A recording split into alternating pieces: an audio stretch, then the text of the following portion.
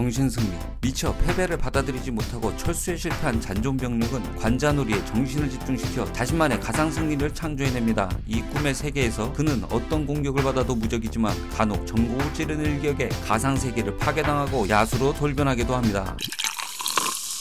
다산 주민의 정신승리. 택배 진입을 못하게 하며 지역 이기주의로 공분을 샀던 다산 신도시를 기억하시나요? 하지만 여전히 이곳의 택배차 출입 금지로 택배 기사를 향한 갑질은 여전하다고 합니다. 2018년 당시 입주민이 택배 차량 진입 거부를 하는 바람에 택배 기사들이 배송을 거부하는 사태가 있었죠. 정부가 지역 거주 노인 인력을 활용해서 실버 택배 등으로 해결책을 제시했지만 비용의 절반을 정부와 지자체가 부담하는 바람에 특정인들을 위해 국민 세금 을 쓰냐는 비판이 있었습니다. 다음은 당시 한 다산 주민의 글인데요. 저들은 아파트에 살지 않습니다. 저들은 아파트에 살더라도 지상에 도로만 있습니다. 사촌이 땅을 사면 배 아프다 했습니다. 시기와 질투로 인해 품격만 따지면서 두들겨 패네요. 근데 저는 오히려 다산을 알려줘서 감사해집니다. 기사님께 광고비로 커피 쿠폰이라도 드려야겠어요. 어차피 며칠 뒤면 사람들은 품격이니 가치니 그런 건 모릅니다. 하지만 다산 신도시가 어디 있다는 건 알겠죠? 라고 아파트 카페에 글을 올렸죠. 자신을 욕하는 사람을 아파트에 못 살거나 더 나쁜 아파트에 산다며 평가절하하고 시기와 질투에 기인한 거라고 애써 정신승리하는 모습을 보여줬습니다. 게다가 덕분에 사람들이 다산 신도시가 어디 있는지 홍보도 됐다며 택배기사님에게 커피 쿠폰이라도 드려야겠다고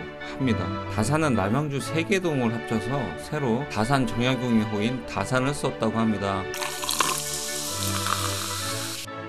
한때 이케아 연필을 공짜로 가져와 중고나라에 판매하면서 크게 이슈가 되었던 연필거지 사건을 기억하실 겁니다. 공짜 연필이라는 인식이 퍼지면서 한 주먹씩 챙겨가기도 하고 그걸 자랑스레 인증을 하기도 했죠. 당시 이케아에서는 다른 나라 기준이 2년치 연필이 한국 매장에서 3개월 만에 소진되기도 했다고 합니다. 그래서 더 이상 연필을 제공하지 않는다고 공지하는 등의 이슈가 있었죠. 당시 이케아 연필거지 사건 후 해당 글의 게시자와 한 언론사의 인터뷰가 있었다고 하는데 그의 요청으로 익명 처리하게 된 점을 우선 독자 여러분께 양해 부탁드립니다 라고 시작하는데요. 판매의 목적은 없었어요. 본래 의도했던 내용을 공론화하기 위해서 연필 판매 글을 올린 겁니다. 실속보다 겉보기에 치중하는 풍조에 대해서 다시 생각해 볼 수 있는 공론화의 계기가 되길 바라며 글을 썼죠. 본래 실속이 주요 키워드인 이케아가 국내에서 뭔가 다른 가치를 더해지면서 외양에 몰입하는 풍조를 더해가는 것 같았어요. 이에 대한 소비 행동을 해학적으로 표현하기 위해서 북유럽 감성, 힐링 피톤치드 등의 단어를 썼던 거고요 라고 얘기했답니다.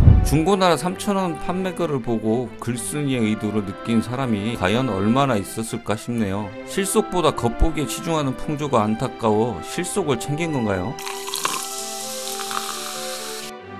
마지막으로 풀소유 해민스님의 명언 중 하나인데요. 아마도 지금쯤 해민스님께서 실천하고 계실 것 같아 소개해드립니다. 나를 향해 이러쿵 저러쿵 하는 말들을 적당히 무시하고 사는 법을 익혀요. 일일이 다 마음 쓰면 불행합니다. 행복해지고 싶으면 다른 사람이 나에 대해 어떻게 생각했는지 걱정할 시간에 나 하고 싶은 거 하세요. 비로소 멈추면 비로소 보이는 것들 중에 이제와 생각해보니 해민스님이 진정한 정신승리의 대가가 아니었나 싶네요.